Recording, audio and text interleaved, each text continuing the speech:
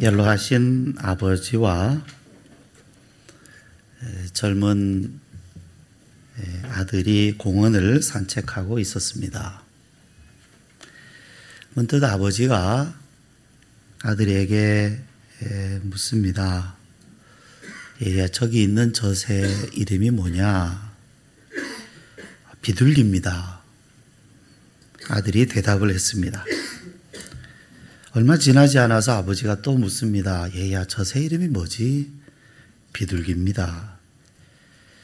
그리고 또 산책을 하다가 또 아버지가 또 물어요. 얘야, 저 새 이름이 뭐지? 아들이 이번에는 짜증나는 목소리로 대답합니다. 아버지, 벌써 같은 질문 세 번째 하시고 계십니다.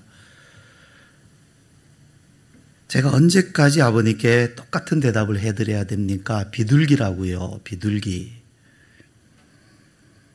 그때 아버지가 조용히 아들에게 말씀합니다. 얘야, 너 어렸을 때 너 같은 질문을 나한테 23번 했단다.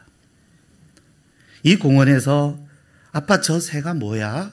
저 새 이름 뭐야? 너 같은 질문 나에게 23번 했단다. 난 그때 너에게 다 대답을 해 주었어.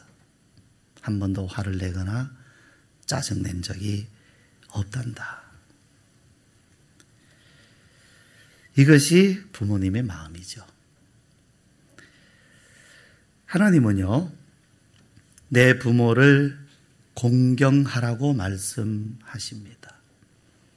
이유는 아주 분명합니다. 세상의 그 누구보다도 가장 자녀를 사랑하는 분이기 때문에 그렇습니다. 낳으시고 기르시고 이 땅 위에서는 부모님보다 더 큰 사랑은 없습니다. 출애굽기 20장 12절 말씀 십계명인데요. 그 제5계명에 내 부모를 공경하라. 그리하면 내 하나님 여호와가 내게 준 땅에서 내 생명이 길리라. 신명기 5장 16절 너는 내 하나님 여호와께서 명령한 대로 내 부모를 공경하라. 그리하면 내 하나님 여호와가 내게 준 땅에서 내 생명이 길고 복을 누리리라. 신약 에베소서 6장 2절 내 아버지와 어머니를 공경하라. 이것은 약속 있는 첫 계명이니 이로써 내가 잘되고 땅에서 장수하리라. 하나님께서는요, 이와 같이 부모를 공경해라. 부모를 공경해라. 부모를 공경해라. 말씀하십니다. 또 잠언에는 이렇게 말씀해요. 잠언 23장 22절 너를 낳은 아비에게 청종하고 내 늙은 어미를 경히 여기지 말지니라. 또 잠언 23장 25절에 내 부모를 즐겁게 하며 너를 낳은 어미를 기쁘게 하라. 또 신약의 디모데전서 5장 4절 만일 어떤 과부에게 자녀나 손자들이 있거든 그들로 먼저 자기 집에서 효를 행하여 부모에게 보답하기를 배우게 하라. 이것이 하나님 앞에 받으실 만한 것이니라. 부모를 공경해라. 자식된 도리 다 해라. 효를 해라 하는 것이 성경의 가르침입니다. 하나님께 우리의 헌신을 다하고 하나님을 위하여 사는 우리의 신앙 안에서 효를 다하라는 것이 하나님의 말씀입니다. 하나님을 섬기는 것이 부모님을 섬기는 것을 대신할 수는 없다고 말씀하고 있어요. 즉 하나님을 내가 섬기기 때문에 부모님께 소홀히 해도 괜찮다, 이런 말씀 성경엔 없습니다. 이따 이 문제를 한 번 더 오늘 말씀을 다루려고 합니다. 또 성경에 보면요, 부모를 업신여기거나 경히 여기거나 대적하거나 모욕하는 말을 하면 저주를 받고 죽게 된다. 죽게 된다. 경고하는 말씀도 성경에 있습니다.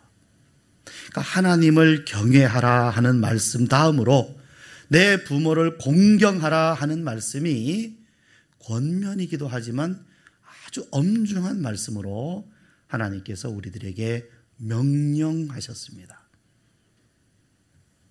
그러면 부모를 공경하는 것이란 어떤 것일까요? 부모를 공경하는 것이란 참 어려운 말입니다. 공경한다, 추상적이지요.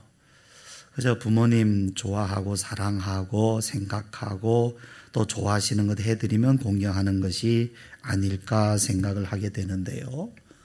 성경 말씀을 이렇게 읽어보면 그 부모 공경이 어떤 거다 하고 딱 집어서 말씀을 하지는 않았어요. 이렇게 해야 된다, 저렇게 해야 된다, 이렇게 어떤 행위의 기준을 두고 말씀하지는 않았어요. 그런 거 보면 이 공경이라고 하는 것은 어떤 구체적인 행위보다 먼저는 마음에 관한 것인 것 같습니다. 마음의 중심. 그래서 그 의미를 좀 더 찾아보기 위해서 원어 성경을 봤어요. 히브리어 단어를 보니까 거기에 공경하다라는 말로 카베드라는 단어가 쓰여 있었습니다. 카베드. 근데 이 카베드라고 하는 이 단어가요, 무겁다라는 뜻입니다. 무겁다. 그리고 공경하다라는 이 단어의 원래 뜻이 무겁게 하다, 무겁다 이런 뜻을 가지고 있어요. 자, 두 가지 차원으로 사전에 설명이 되어 있습니다. 하나는 긍정적 차원으로, 하나는 부정적 차원으로. 긍정적 차원으로는 말 그대로 공경한다, 사랑한다 이런 뜻입니다. 근데 부정적 차원은 뭐냐면 무겁게 짐을 진다라는 겁니다. 부담을 가진다라는 거예요. 부담을 느낀다. 저는 이 공경이라고 하는 것이 두 가지가 다 해당된다고 생각을 합니다.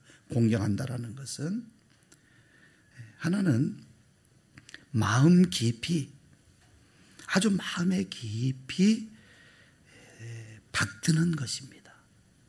부모님의 마음을 말입니다. 부모님의 마음을, 또 부모님의 말씀을, 그 하시는 말씀과 부모님의 마음이 어떠한지를 헤아려서 그것을 매우 진지하게, 마음 아주 깊숙이 그것을 받드는 것이 공경이라는 말씀입니다. 부모님의 사랑. 이 자녀가요, 철없는 자녀는 매를 대면 왜 때리느냐고 원망을 하고 불평하고 거역을 합니다. 그러나 철든 자식은 매를 맞을 때에도 부모님이 왜 나를 때리시는가? 지금 부모님의 마음은 어떤 마음이신가? 왜 부모님이 매를 대실 수밖에 없는 것인가? 이 매를 맞았을 때 나는 어떻게 해야 되는가? 이러한 부모님의 마음을 헤아리고 받드는 것, 그것이 공경이라는 뜻입니다. 부모님의 사랑이지요. 그 부모님의 사랑을, 이것은 부모님의 사랑입니다. 그 사랑을 알고 이해하고 그 마음을, 부모님의 마음을 그대로 내가 받아서 마음에 깊이 간직하는 것. 부모님의 사랑을 사랑으로 받는 것. 그래서 그것을 깊이 간직하는 것, 그것을 공경이라고 하는 의미로 사용했던 것입니다. 잠언에는요, 이 부모 공경에 대해서 청종하는 것이다, 기쁘시게 하는 것이다 이렇게 되어 있어요. 청종이라는 것은 무엇입니까? 말씀을 듣고 따르는 것입니다. 부모님의 말씀을 듣고 그 말씀을 따르는 것이에요. 기쁘시게 하는 것은 무엇이겠습니까? 그 말씀을 따라 행하는 것이지요. 부모님이 말씀하실 때 그 말씀을 깊이 듣고 생각하고 마음에 간직하고 그대로 행한다고 하면 그것보다 부모님을 기쁘시게 해드리는 일이 또 무엇이겠습니까? 사랑해라, 바르게 살아라. 부모님은 늘 염려함으로 말씀하시지만 그 말씀을 잔소리로 듣지 아니하고 귀 밖으로 듣지 아니하고 한 귀로 듣고 한 귀로 흘리지 아니하고 들을 때에 그것을 마음 깊이 간직하는 것, 그리고 그대로 살아가는 것, 그것이 공경이라고 잠언에 말씀하고 있습니다. 카베드의 두 번째 의미는 부담을 진다라는 뜻입니다. 부담을 진다는 것, 짐을 지는 것. 여러분, 부모님을 공경하려면 자녀는 부담 져야 됩니다. 부담 지지 않고 효가 됩니까? 부담 없는 공경이 되겠습니까? 부모님을 공경하려고 하면 당연히 부담됩니다. 힘듭니다. 그게 쉬운 일 아닙니다. 내가 편안하게 부모님을 효도할 수 있다, 편안하게 부모님을 공경할 수 있다, 절대 못하는 일입니다. 부담을 져야 됩니다. 수고해야 됩니다. 쉬운 짐 없습니다. 쉬운 부담 없습니다. 짐을 지는 것이 마땅하다. 자녀로서 마땅히 부모님께 대한 짐을 지는 것이 마땅하다. 그것이 공경하는 것이다. 그리고 그 공경하는 자에게 하나님께서 내가 땅에서 잘되고 장수하리라는 약속을 허락하시고 약속을 보장해 주셨어요. 이것이 성경의 가르침입니다. 우리 부모님들은요, 부모님 마음이 그래요. 자녀에게 짐지게 하지 않겠다. 자녀들에게 짐 지우고 싶지 않은 것이 부모님의 마음입니다. 우리는 그분들의 마음을 충분히 이해할 수 있습니다. 그러나 부모님들, 자녀들 짐지게 하십시오. 짐지게 하십시오. 짐을 지는 자식이 효합니다. 짐 안 지우면요, 효할 것 같습니까? 더 안 합니다. 짐 지우십시오. 그것은 성경에서도 말씀하고 있는 것입니다. 그러므로 자녀들에게 짐 지우는 것을 부담으로 여기지 마십시오. 당연한 것으로 여기시기를 바랍니다. 우리 부모님들은요, 충분히 그렇게 하실 자격이 있으십니다. 그런데 오늘 말씀을 좀 길게 읽었습니다. 여러분, 오늘 말씀에 특별히 사실 두 구절이 필요했기 때문에 이걸 두 구절이 다 포함되도록 오늘 말씀을 길게 읽었던 겁니다. 자, 근데 이제 오늘 말씀에 보면 첫 번째는 20절 말씀입니다. 자, 한 관리가 부자예요. 예수님께 와서 내가 무엇을 하여야 영생을 얻습니까? 질문을 하니까 이제 그때 예수님 말씀하신 겁니다. 그때 자, 20절 내가 계명을 안 하니 간음하지 말라, 살인하지 말라, 도둑질하지 말라, 거짓 증언하지 말라, 내 부모를 공경하라. 자, 내 부모를 공경하라. 하나님의 말씀입니다. 계명입니다. 우리가 여러분 기억하는 것처럼 예수님이 율법을 폐합니까? 율법을 세웁니까? 율법을 폐하지 않습니다. 만약에 율법의 1.1억이라도 폐하는 사람이 있다면 천국에서도 그렇게 취급된다고 말씀하셨어요. 그러므로 결코 율법을 폐하지 않습니다. 오히려 예수님은 율법을 완성하러 왔다, 이렇게 말씀합니다. 그 안에 뭐가 들어있느냐면 내 부모를 공경해라. 그래서 내 부모를 공경하라는 말씀이 십계명에 들어있지만 신약에도 들어있습니다. 그대로 나옵니다. 내 부모를 공경해라. 똑같이 말씀하고 있습니다. 그런데 29절 말씀 우리 봅시다. 같은 사건 안에서 나온 말씀입니다. 우리 같이 읽으실까요? 시작. 이르시되 내가 진실로 너희에게 이르노니 하나님의 나라를 위하여 집이나 아내나 형제나 부모나 자녀를 버린 자는, 자, 같은 사건 같은 본문 안에 들어있는 말씀이, 하나는 내 부모를 공경하라 말씀이 있고 하나는 내 부모를 버려라 이렇게 말씀하고 있어요. 아니, 이게 두 말씀이, 성경 말씀이 이렇게 모순될 수가 있겠습니까? 네.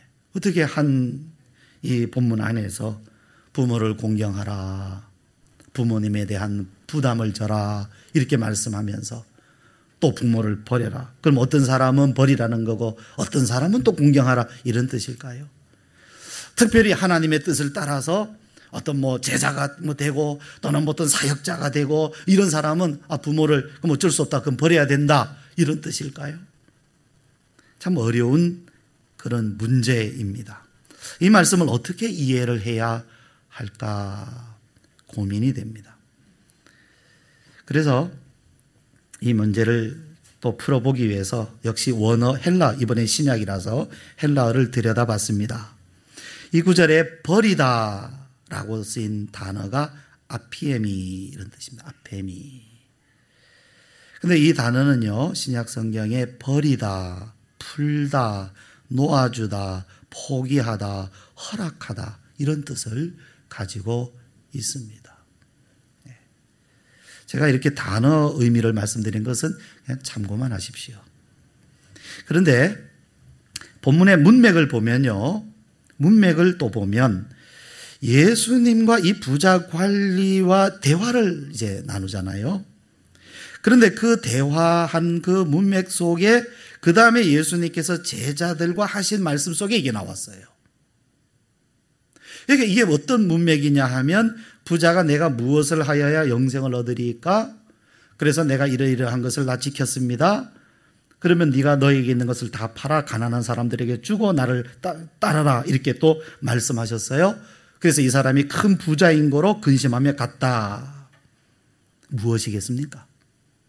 여기서 버리라 하는 의미에 들어있는 것은 욕심입니다. 육신적으로 의지하는 것들입니다. 다르게 말하면 집착입니다. 집착.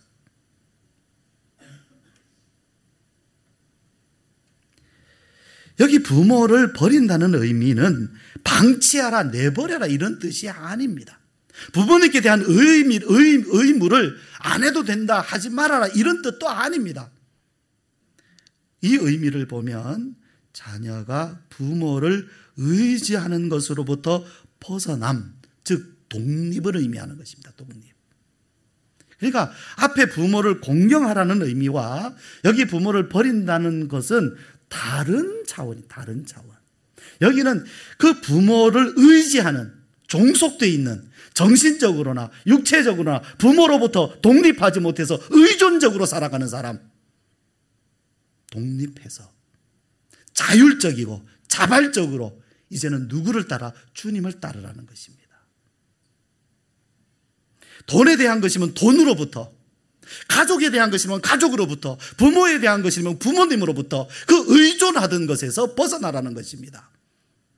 오직 주님만 의지하고 주님을 따르라는 말씀입니다.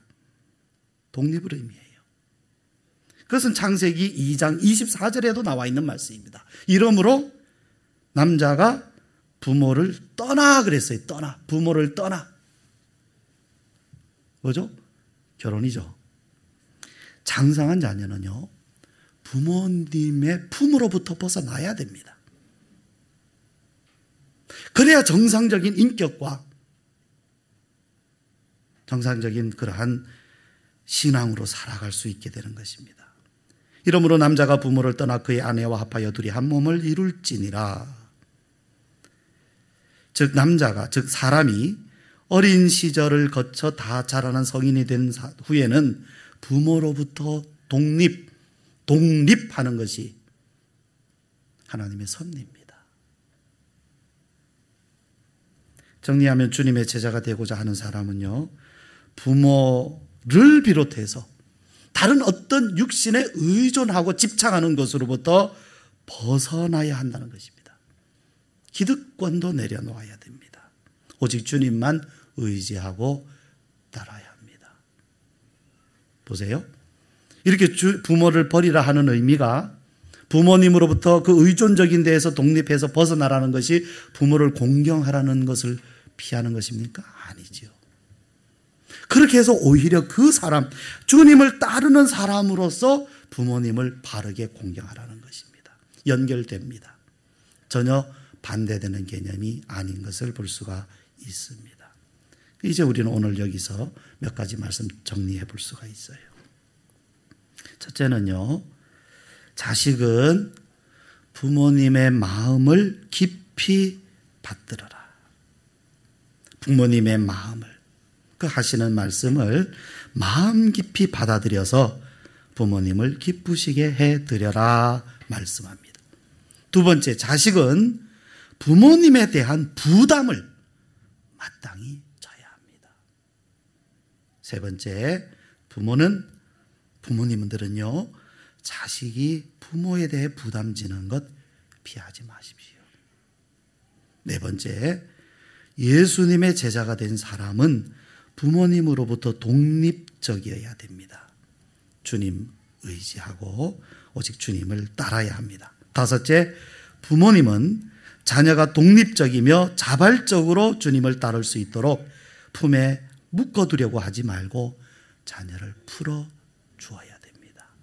그가 독립해서 스스로 주님을 따라갈 수 있도록, 스스로 장성한 인격체로서 그가 주님을 따라갈 수 있도록, 이 땅에서 또한 그가 한 사람의 건강한 인격체로 한 사람의 귀한 그런 존재로 살아갈 수 있도록 부모님은 자녀가 독립하는데 최선을 다해서 도와주어야 합니다.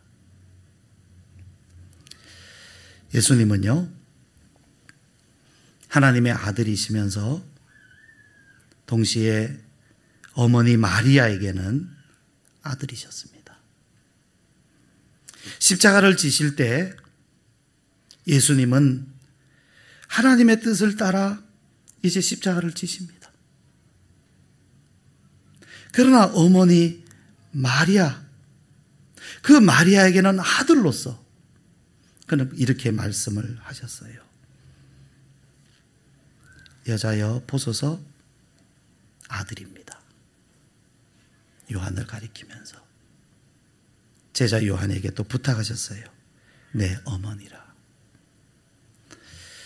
예수님은 하늘 아버지의 뜻을 따라 십자가를 지시지만 그러나 육신의 어머니에게 아들로서의 최선도 다하고자 하셨습니다. 물론 동시에 다할 수는 없었습니다. 그래서 제자 요한에게 부탁하셨어요. 그리고 제자 요한은 그 주님의 뜻을 따랐습니다. 그래서 예수님의 어머니인 마리아를 자신의 어머니처럼 모시고 평생 돌보아 드렸던 것입니다. 여러분, 우리가 하나님의 자녀로서 크리스찬으로서 부모 공경은 마땅한 것입니다. 효는 마땅한 것입니다. 신앙과 효는 분리되지 않습니다. 하나님을 경외하는 마음은 곧 부모 공경으로 이어집니다. 부모님을 공경하지 않는 마음 속에 하나님을 경외하는 마음이 들어올 수는 없습니다. 이것은 같은 본질입니다. 같은 마음에서 나옵니다. 그러므로 하나님을 경외하는 우리들이야말로 마땅한 효를 다해야 합니다. 우리는 이를 힘써 지켜나가도록 하십시다. 우리 함께 이 시간 같이 기도 드리도록 하시겠습니다. 우리 하나님께 우리 부모님에 대해서 또 여러분의 자녀에 대해서 이 시간 우리 함께 기도하도록 하십시다.